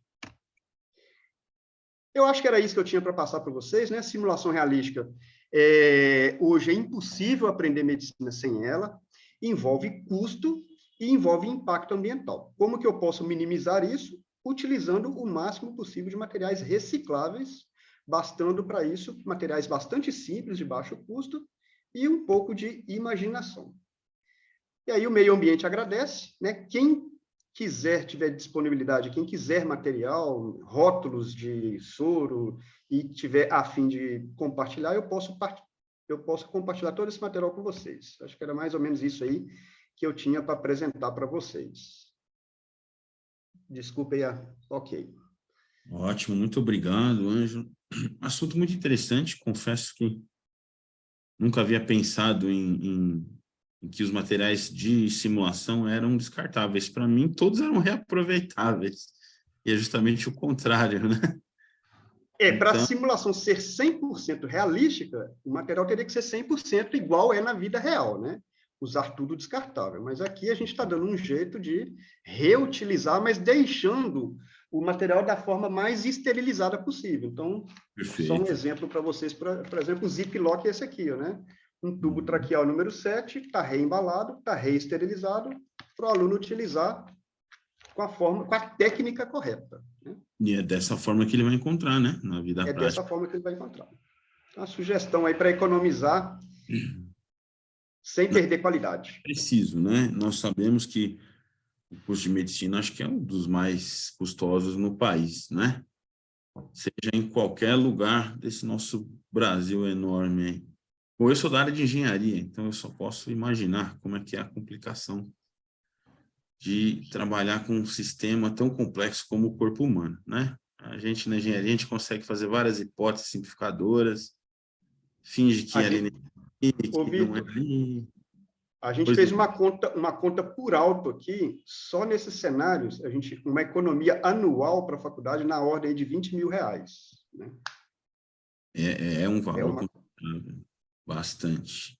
dá para comprar bomba de infusão, dá para comprar muita coisa com isso aí. Pois porque eu acho que deve ser entendido, né, como uma economia que pode virar investimento, né? Isso. Eu acho que esse é o caminho. Algum colega tem alguma pergunta? Eu achei interessantíssimo esse trabalho. Jamais eu conseguiria fazer uma simulação dessa. Eu consigo ver, mas acho que eu jamais ia conseguir operar uma agulha. Mas, enfim, né, como dizem naquelas musiquinhas, cada um no seu quadrado, né? Eu fico com as minhas contas aqui. Pessoal, alguma pergunta para o Ângelo? Muito legal ver Ipatinga. Né? Minha mãe é de Lavras, não é tão perto de Ipatinga, mas não sei se é tão pertinho. É no sul de Minas, Lavras. Ipatinga fica mais ao centro, eu não sei É no direito. leste, né? Leste de Leste. Minas, Vale do Rio Doce. Ah, então fica um pouquinho bem... É longe, porque Minas é enorme, né? Então, Ângelo, muito obrigado. De nada.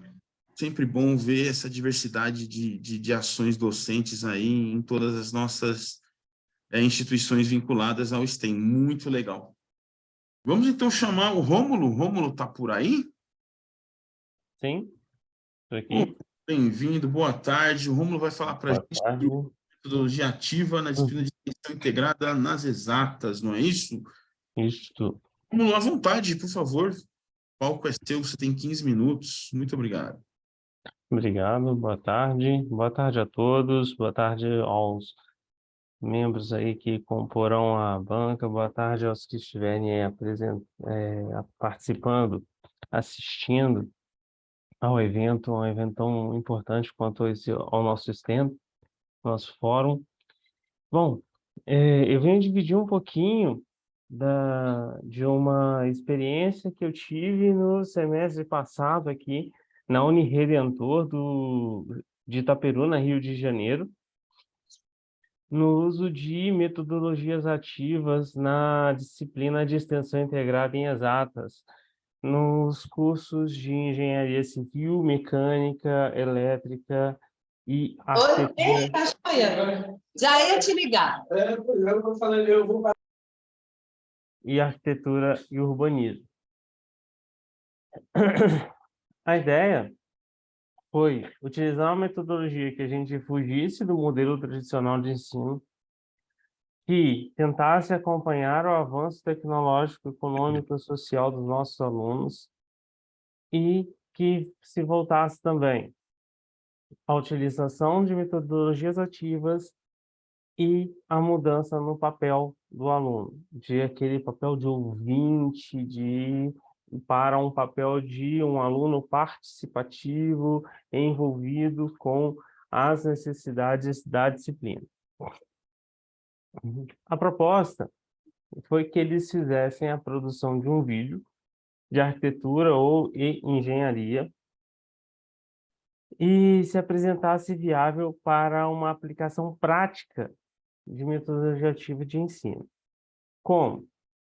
Essa metodologia, essa atividade prática, essa alternativa prática, ela teria que ser uma alternativa prática de engenharia ou de arquitetura para o cotidiano de uma pessoa comum ou de uma pessoa da área de engenharia ou de arquitetura.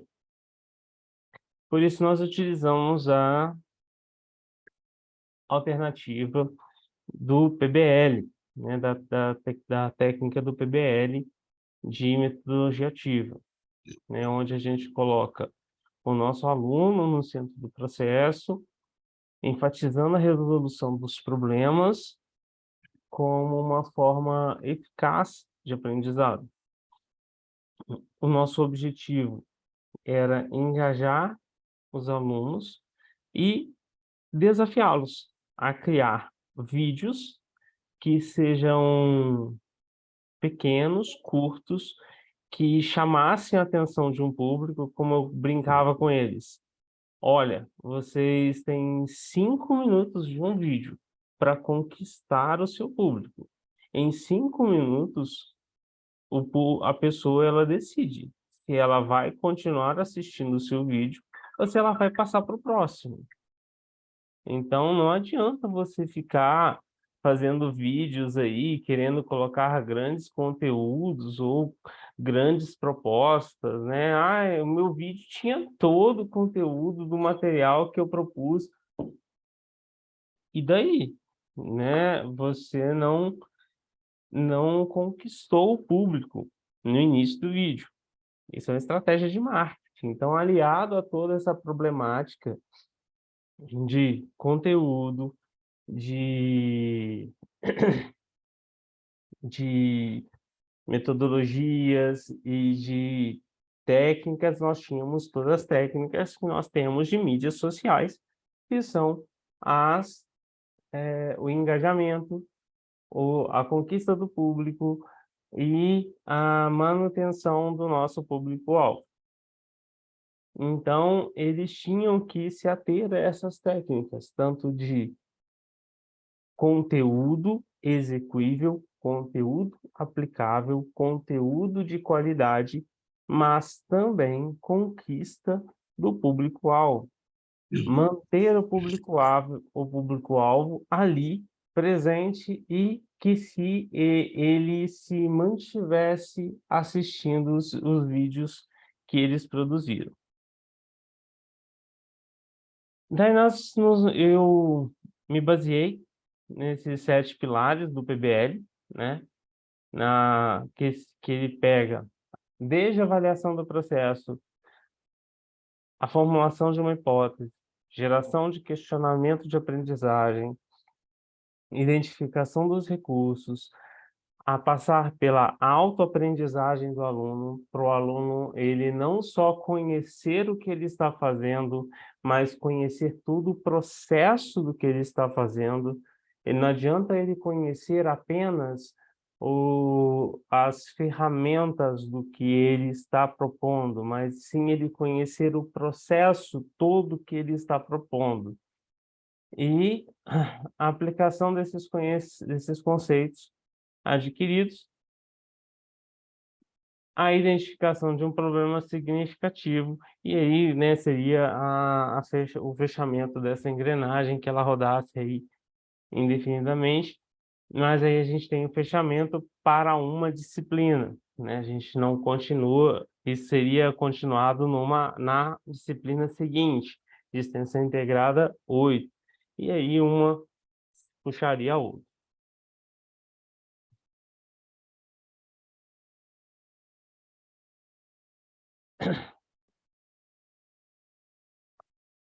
Na primeira etapa, como eu já disse, o aluno ele identifica um problema significativo junto com o professor orientador, que era eu, e juntos nós relacionávamos um conteúdo a ser estudado, se seria relevante ou não. Formularíamos uma hipótese sobre esse problema. Se essa hipótese seria uma resposta a esta questão que nós estamos propondo, né? E aí, a partir disso, nós estaríamos propondo os nossos trabalhos, né? Que no nosso caso era a elaboração dos vídeos. Iniciaríamos a elaboração dos vídeos a partir dessas questões. A partir desse engajamento dos alunos, que foi muito bom, até daqui a pouco eu vou mostrar os resultados de alguns, a partir desse ponto, onde eles já desenvolveram essa autoaprendizagem, já desenvolveram o envolvimento com o assunto, já conseguiram adquirir os conhecimentos, já reconheceram os problemas, já desenvolveram as habilidades necessárias para poder resolver os problemas que eles mesmos conseguiram ressaltar. Eles tinham um encorajamento tão grande, uma força de vontade tão grande de continuar com o processo, de produzir os vídeos, uma credibilidade neles mesmos, que no início a gente não via na disciplina, tá? Então, a gente vê que o próprio crescimento do aluno, o desenvolvimento do próprio aluno no processo. Na sexta etapa, né, onde eles aplicam os conceitos, né, que se mistura muito, no meu caso, com a quinta etapa, a gente vê isso, deles buscando muito sobre conceituações, sobre explicações, e sabendo mesmo explicar vários conceitos que outrora eles não tinham o menor conhecimento. Eles até tinham o conhecimento, às vezes de maneira fragmentada, mas agora eles sabiam concatenar o conhecimento e trazer isso de uma forma única, explicando determinada situação. E, por fim, era apresentar um processo de aprendizagem e saber avaliar esse processo de aprendizagem, né? Então, eles puderam se autoavaliar e avaliar o processo de aprendizagem pelo qual eles passaram. É só um breve texto falando que um parecer próprio sobre que a produção de vídeos foi uma maneira extremamente eficaz de promover um aprendizado ativo nos meus alunos, e que foi uma maneira ativa, interativa e envolvente, utilizando vídeos e uma forma de proporcionar a experiência visual e auditiva de uma forma mais atraente para eles, como alguns tipos de materiais didáticos. Até mesmo porque eu não os deixei presos a apresentações onde eu tivesse aluno e slides. Eu falei assim, não, você não precisa aparecer, a sua voz não precisa aparecer, eu preciso de um material que seja único, que seja seu, mas que seja inédito e que seja interessante, que me prenda nos primeiros 10 segundos. E aí eles foram buscando formas disso. Os mais acanhados, então, foram buscando ainda mais formas atuais e interativas de trabalhar com isso. Então, foi muito inteligente, muito interessante. Para mim, o PBL, ele foi uma estratégia de ensino que ele trouxe problema, situação-problema, que estimula o aluno a aplicar o conhecimento que ele conhece numa resolução de problema prático. Então, por exemplo, eu tive um grupo de arquitetura que eles no início eles até riram.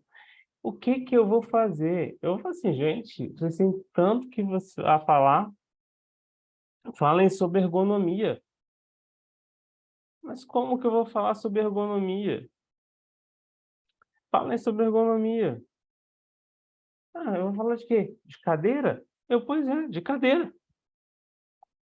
É um assunto extremamente complexo. Escolher uma cadeira. Já viu como é que é difícil escolher uma cadeira?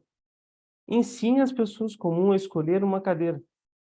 Façam um vídeo de 10 minutos explicando às pessoas comuns como escolherem as suas cadeiras. Uma cadeira para a sala de jantar, uma cadeira para o escritório e uma cadeira para um quarto de costura. Se você ensinar isso, para mim já está excelente. Ergonomicamente, distância entre joelho e pé, ou altura, cotovelo e punho, ou distância de torso, altura de ombros, né? Se você explicar de maneira simples, comum, para uma pessoa comum, ergonomia, para que ela possa comprar uma cadeira tranquilamente para uma sala de jantar ou para um escritório dela, você fechou a disciplina. E eles ficaram aterrorizados, né? Tipo, e foi o grupo que mais passou aperto, porque é um dos temas mais difíceis, ergonomia.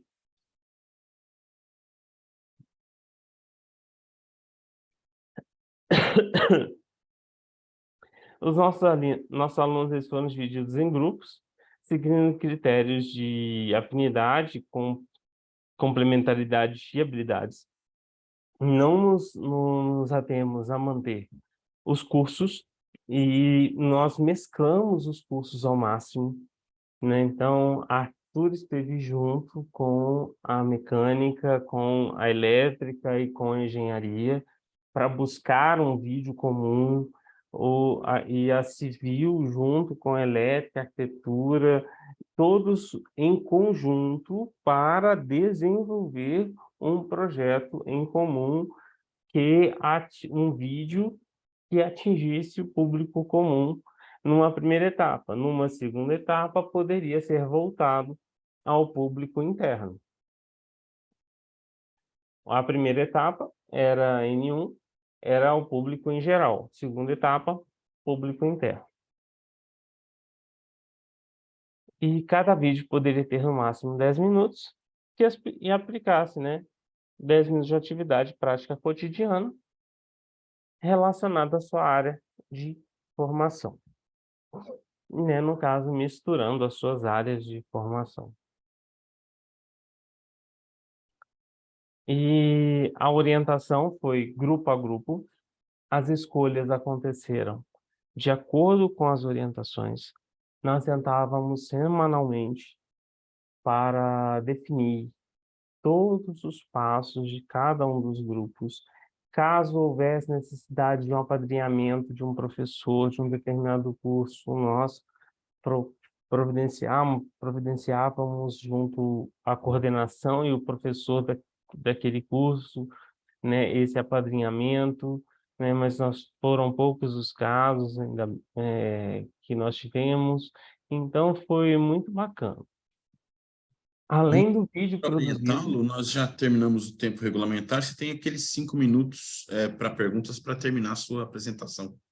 Tá, então eu vou aproveitar os 5 minutos só para poder apresentar os resultados, que foram os videozinhos que nós tivemos, que além dos vídeos, nós apresentamos eles tiveram que apresentar, além dos vídeos, uns infográficos para publicações em outras redes sociais. Então, nós tivemos um vídeo, por exemplo, que estava falando sobre as cadeiras, aquilo que eu já tinha comentado, um vídeo da engenharia mecânica explicando para que cada panela serve, junto com o curso de nutrição, para que cada tipo de panela serve para cozimento, né? E aí, os resultados das avaliações que foram muito boas. Eles responderam seus resultados e foram excepcionais. Para mim, né, um NPS aí de 80 e na menor nota e os demais 100. Obrigado. Não, nós é que agradecemos. Eu achei muito interessante, porque realmente está muito ligado a essa parte tecnológica, né, que também já foi pauta do segundo trabalho que a gente teve na sessão de hoje, né? E realmente a geração atual de alunos no ensino superior, eles estão muito pautados por esse uso de redes sociais, né, de se expressar usando essas redes, e acho que tudo isso que você mostrou passa por um processo de marca, né? Eles estão vendendo a marca deles, é um branding, né, que eles estão fazendo. E eu acho isso particular, realmente, porque desenvolve, principalmente no pessoal das exatas, né, que tem aquele estigma de ser mais quadradão e tal, mas eu acho que não. A criatividade tá em todas as áreas do conhecimento e isso desenvolve o aluno também em áreas que talvez nós, como docentes, não poderíamos alcançar antes dessas tecnologias ficarem tão acessíveis a todo mundo, né? Eu imagino que essa tenha sido uma percepção que você chegou também, não é, Ron? Sim, com certeza. Né? Que, por exemplo, quando eu tinha alunos que falavam, de forma alguma eu vou trabalhar com internet, vou fazer videozinho para YouTube, vou fazer vídeo para o TikTok, ou sei lá. De repente, já estava lá como um dos melhores vídeos que a gente tinha na sala de aula, né? Porque eles viam e sentiam confiança no que aquilo que eles estavam propondo, que estavam fazendo. Que a gente viu que os nossos alunos, eles têm confiança no que fazem. Eles têm confiança, mas às vezes eles não têm confiança de apresentar para fora o que eles aprendem. É verdade. Então, é o que aconteceu, por exemplo, com esses alunos da mecânica, né? Quando eles fizeram um vídeo muito bacana que bombou na nutrição, que foi, eles fizeram um vídeo de que para qual tipo de panela, qual tipo de alimento para cada panela. Qual alimento que você vai usar em cada panela. Eles fizeram um vídeo assim.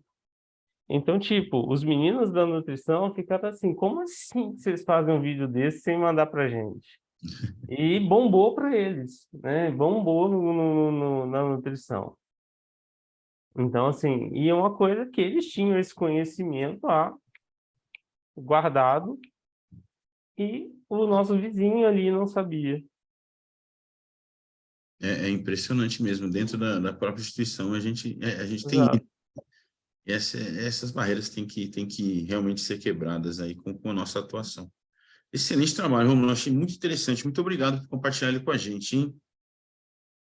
Não, muito obrigado a vocês por ouvir, perder um tempinho aí para prestar atenção na nossa prática aqui. Joia? Muito obrigado. Excelente. Uma boa tarde. Boa tarde. Vamos então para o nosso último trabalho da sessão de hoje. O Geraldo está aí? Imagino que está. O Geraldo acho que foi o primeiro a entrar, o Geraldo Carvalho. Boa tarde, sim. Nós vamos falar aqui sobre as aulas compartilhadas, não é isso? E uma nova abordagem pedagógica em face do processo de ensino-aprendizagem. Geraldo, o palco é seu. Eu não estou ouvindo muito bem aqui, mas... Você tem 15 minutos. Ok. Eu posso compartilhar a tela aqui? Ok. Perfeito. O pessoal está vendo a tela aí? Sim, vemos. Deixa eu só colocar o modo de apresentação aqui.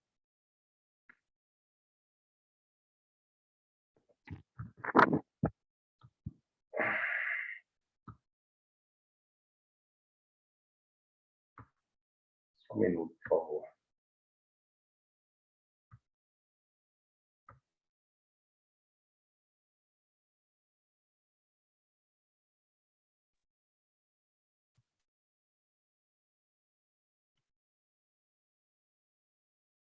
Tá?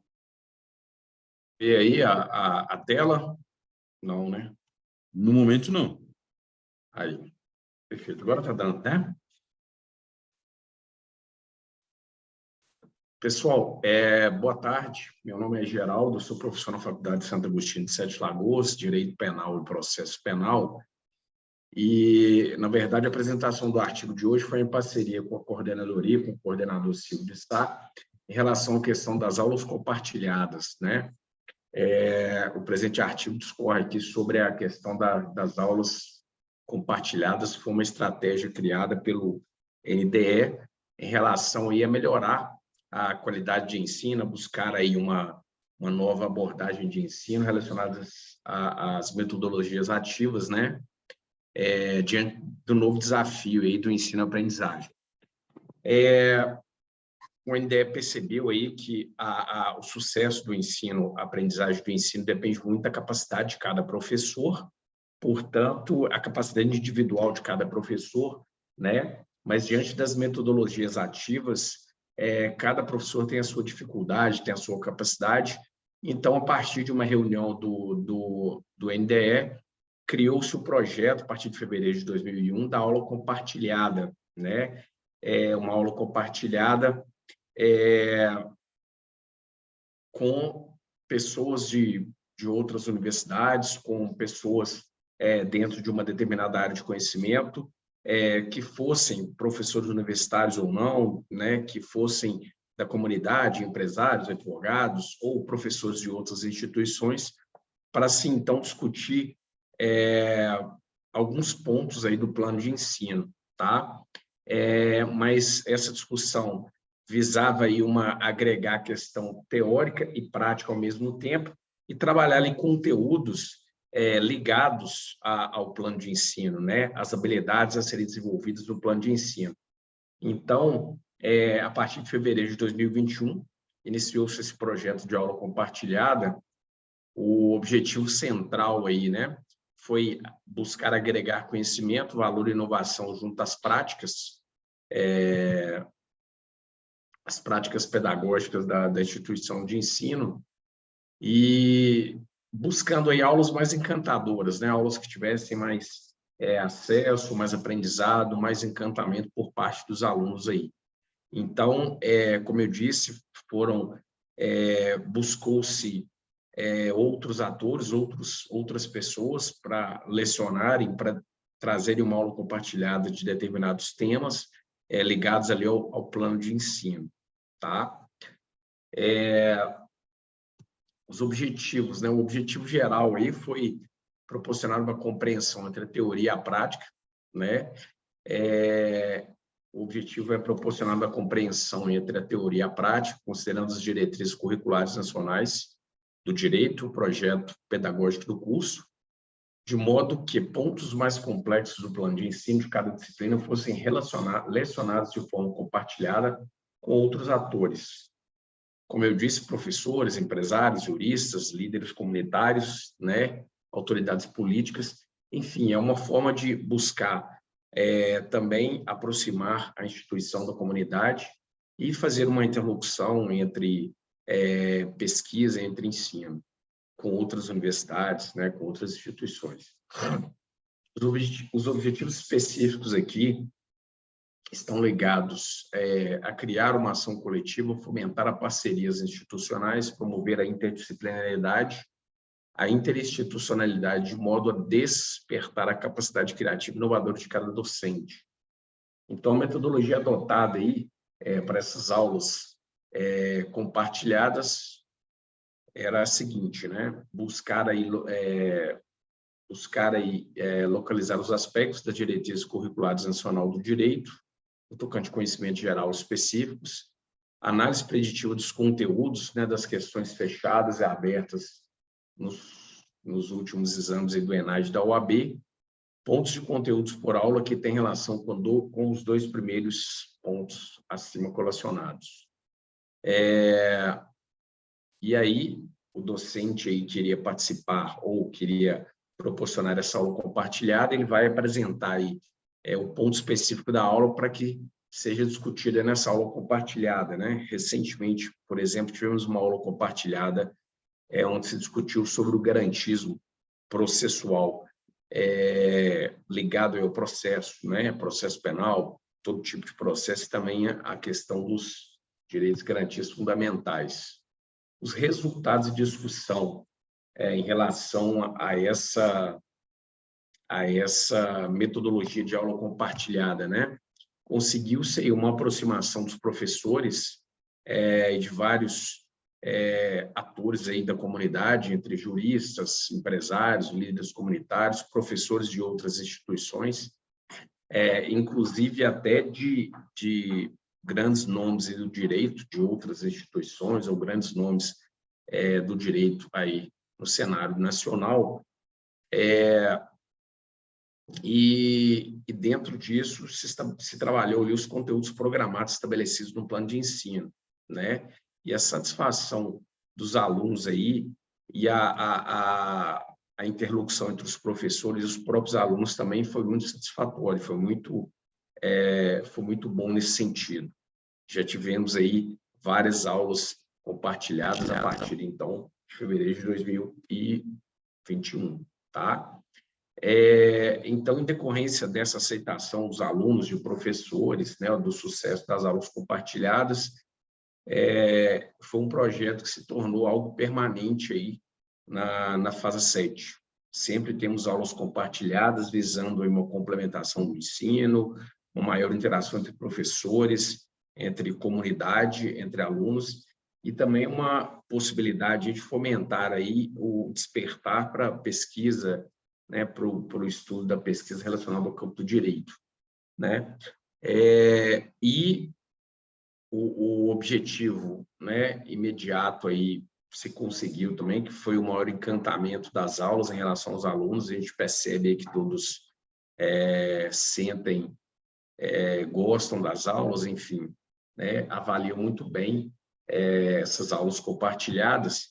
Com conclusão aqui, diante da satisfação, do feedback recebido pelos alunos aí, tanto nas aulas compartilhadas e por outros métodos de pesquisa, por outros métodos de consulta, a gente chega à seguinte conclusão aí, né? Primeiro, proporcionou uma efetivação de um ensino, uma aprendizagem transversal interdisciplinar de forma simples e altamente compreensível aos alunos, oportunizou aos alunos conhecer grandes pensadores locais e do Brasil, promoveu o reconhecimento institucional da fase 7, porque essas aulas compartilhadas também existe uma abertura aí, às vezes, para pessoas da comunidade, não somente para os alunos, demonstrou o compromisso da instituição com a qualidade do ensino, potencializou os conteúdos relacionados no plano de ensino de cada docente e promoveu uma inovação no processo de ensino e aprendizagem. Incentivou a inovação no ensino jurídico mediante a predição de temas que eventualmente poderão ser abordados em provas e concursos. Então, pessoal, o que eu queria trazer para vocês era basicamente sobre essa experiência adotada na instituição das aulas compartilhadas, que foi um sucesso, que vem sendo um sucesso, possibilita aí uma forma de aprendizagem dos alunos, uma interlocução, uma interação entre os professores, inclusive com professores de outras instituições, com líderes comunitários, de onde possam surgir aí projetos interessantes para a universidade. O que eu queria trazer era só isso mesmo, uma exposição bem rápida, até porque o artigo foi muito curto, foi mais rápido, né? E estou à disposição se alguém quiser fazer alguma pergunta, alguma consideração. Obrigado, Geraldo. Alguns colegas têm algum questionamento a fazer? Eu achei o trabalho muito interessante porque ele tem um caráter extensionista, não é? Sim. E essa inclusão da comunidade também é importantíssima, né? E hoje a extensão é parte das diretrizes curriculares nacionais, né? A gente tem que levar tudo isso em conta aqui na nossa instituição de ensino, aqui no Instituto Maior Tecnologia.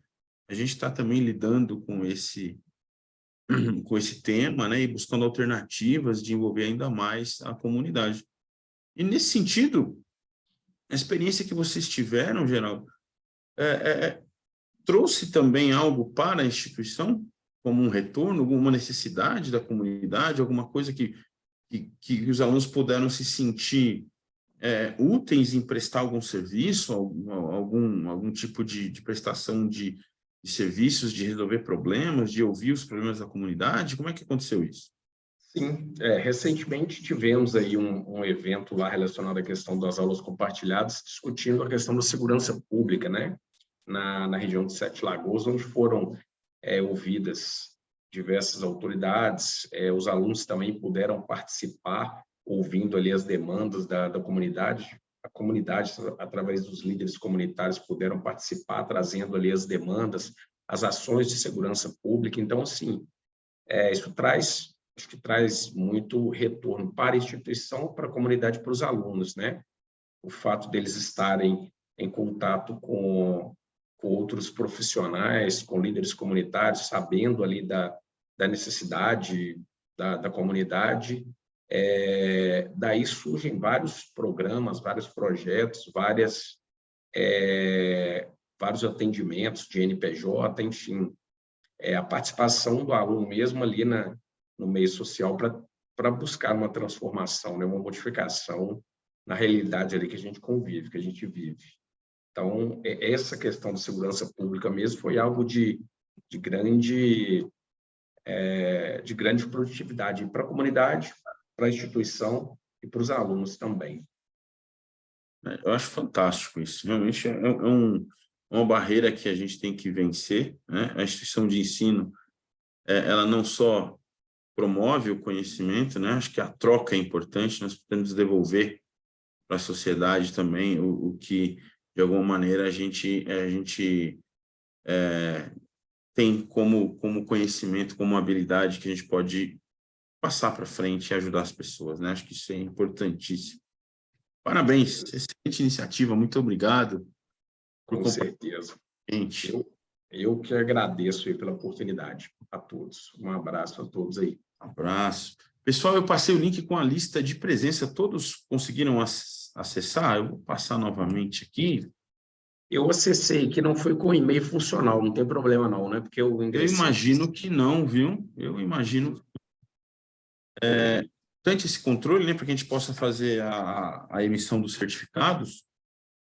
E tivemos todos os trabalhos apresentados, então eu vou também enviar à organização um e-mail para a confecção do certificado de apresentação para todos os senhores. E, em nome do STEM, eu agradeço a todos, né? Agradeço a participação. A gente vai dar por encerrada aqui a nossa conversa de hoje. A sessão ficará aberta, no mínimo, até às 15h50. Mas tivemos todos os artigos apresentados, né? Pudemos ouvir aí o recado de todos os colegas e acho que essa troca é importante para todos nós, né? Muito obrigado a todos e até uma próxima oportunidade. Até logo. Obrigado a todos e também um abraço. Tchau, tchau.